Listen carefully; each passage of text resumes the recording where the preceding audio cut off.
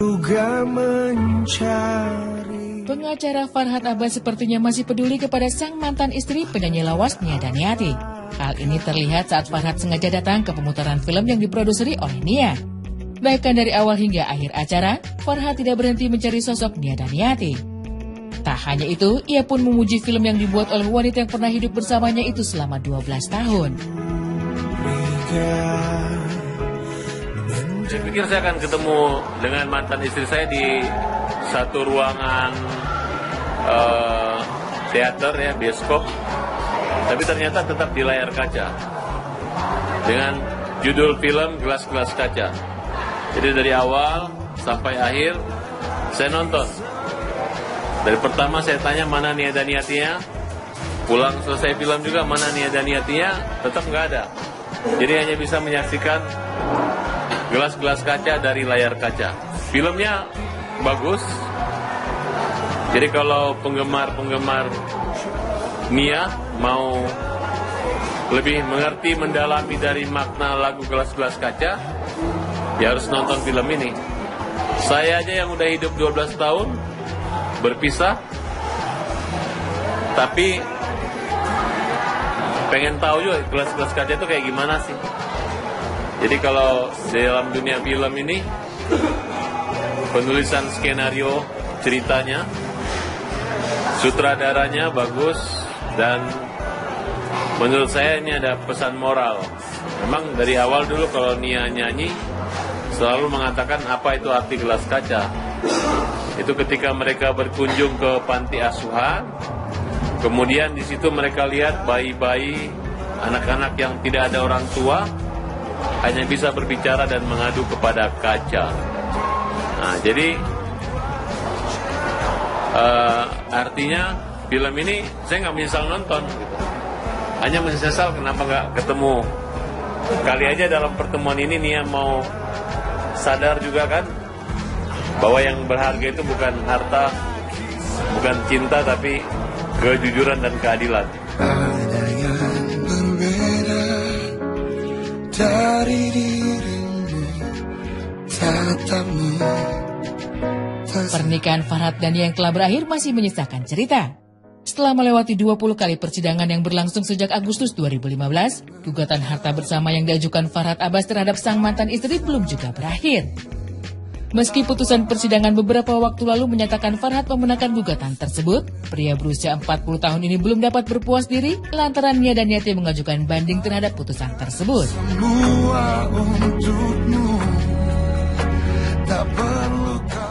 Nia Daniati menang karena Nia Daniati berhasil mendapatkan setengah dari harta yang saya miliki.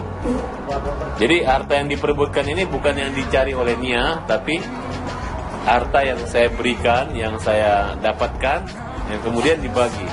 Harta-harta yang menjadi milik Nia yang baik sebelumnya maupun sementara, itu tidak saya permasalahkan. Jadi saya nggak mau mengatakan atau tidak mutakabur bahwa saya menang. Tapi Nia yang menang. Bisa mendapatkan setengah dari apa yang saya miliki. Tapi dalam bahasa hukumnya yang kami miliki bersama. Kira-kira begitu. Ya saya nggak tahu akan dijual gitu. Inginnya sih saya memberi yang terbaik, nambah gitu kan. Tapi karena resiko daripada sebuah perceraian adalah bagi harta bersama. Banding. Ya memang saya punya kisah dalam hidup itu agak menarik. Karena 8 tahun Nia mengaku tidak melayani sebagai hubungan suami istri gitu. Jadi harusnya dengan pengakuan 8 tahun berpisah itu Nia juga tidak berhak mendapat harta itu. Mana istri yang boleh menerima harta daripada suami itu adalah istri yang soleh dan istri yang berbakti kan. Tapi dengan bangganya dia mengatakan kami tidak berbakti. Dengan bangga dia 8 tahun berpisah. Jadi menurut saya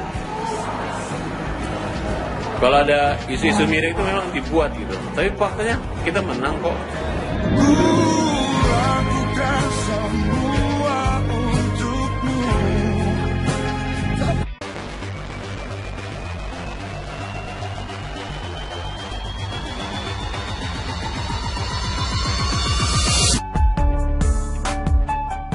Artis Tara Budiman akhirnya tak tahan juga untuk tidak memperkenalkan sosok kekasihnya kepada publik. Ditemui di sebuah acara di Jakarta kemarin, dengan wajah binar ceria ia pun memperkenalkan kekasihnya Gia Sadika, yang tak lain adalah saudara sepupu dari Raffi Ahmad. Kepada media yang menemuinya, sejoli ini pun mengungkap cerita indah awal mereka bersua hingga sepakat menjalin cinta sejak Lebaran Idul Fitri lalu. Di samping saya ini pacar saya namanya Gia Pramadisti Sadika, orang yang saya cintai. Awal kenalannya dulu saya sama dia punya teman yang sama gitu. Kita dikenalin waktu pas di Bali.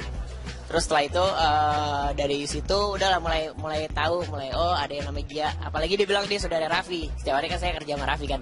Terus di pertengahan tahun ini kemarin, ketika saya sendiri gitu, maksudnya saya lihat Instagram dia lagi di London. Iseng-iseng saya message kan, lagi ngapain di London? Terus saya iseng waktu itu mau nitip apa ya? Mau nitip kamera. Waktu itu mau nitip kamera. Ternyata memang ngobrol sama dia itu menyenangkan sekali. Dari situ akhirnya saya kayak, wah ini gue tertarik sekali main cewek. Kayak ada sesuatu yang berbeda dengan cewek lain. Dan dia orangnya ngebanyol banget kan gitu. Nah dari situ saya coba nih, saya ngomong akhirnya 2 minggu saya ngomong sama dia, saya suka sama dia. Dia bilang sama saya, dia waktu itu memang ada yang deketin juga. Dan bulan Lebaran katanya mau ketemu sama ayahnya gitu. Terus saya berarti saya punya waktu cuma 1,5 bulan. Saya tantang dia, kasih saya waktu 1 bulan aja. Dan alhamdulillah akhirnya rezekinya saya ternyata.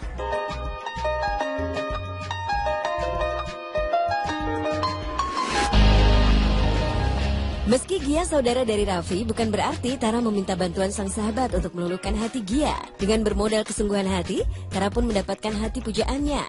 Gia sendiri begitu terkesan dengan kesabaran dan kemurahan hati Tara, hingga tidak keberatan membuka hati untuk bintang film warisan Olga ini. Sih bantuan nggak ada sih, semuanya memang dilakukan saya sendiri. Karena saya cuma minta support aja dari Raffi, saya minta izin aja. Karena orang yang pertama tahu itu memang Raffi. Dan dia membuktikan kalau kalau apa yang saya pikirin tuh nggak benar gitu, sama dia membuktikan kalau emang dia bersungguh-sungguh gitu.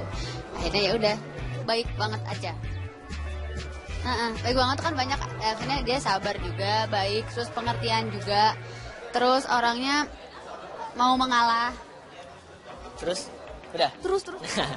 Kalau aku dia baik, memang selalu baik gitu, dan orangnya teliti banget dengan hal apapun itu. Dan yang pengertian sama kerjaan saya, paling penting satu sih, galak. Kenapa galak? Karena kalau dia nggak galak berarti dia nggak sayang sama saya, itu sih.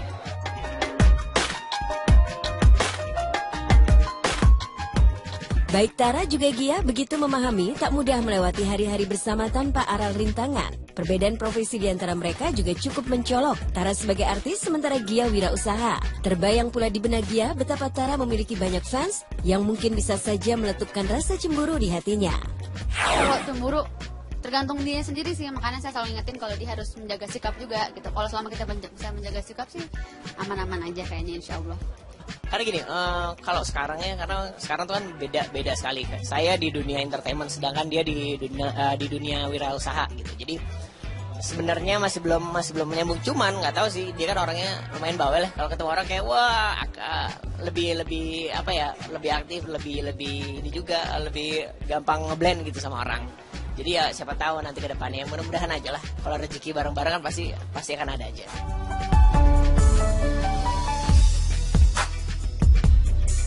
Walau belum genap setengah tahun meretas asmara, Tara dan Gia tak ingin setengah hati dengan hubungan mereka. Tara pribadi tak keberatan bila segera berjodoh dengan Gia. Sayangnya, mengingat ada seorang kakak Gia yang belum menikah, mereka pun harus bersabar diri untuk target yang satu ini. Niatnya itu memang ingin serius. Saya tanya dia dari awal, kita berdua tidak mencari pacar sebenarnya, kita mencari teman hidup. Jadi memang niatnya ketika kita dekat bukan untuk pacaran sebenarnya, justru lebih untuk ke arah yang lebih serius. Tapi memang banyak pemikiran-pemikiran seperti gini loh, kita kan pemikirannya adalah kakaknya dia yang nomor 2 belum menikah, jadi masih ya yang namanya kita adat keluarga ya, maksudnya kan harus menunggu juga gitu. Ya itu aja sih palingan.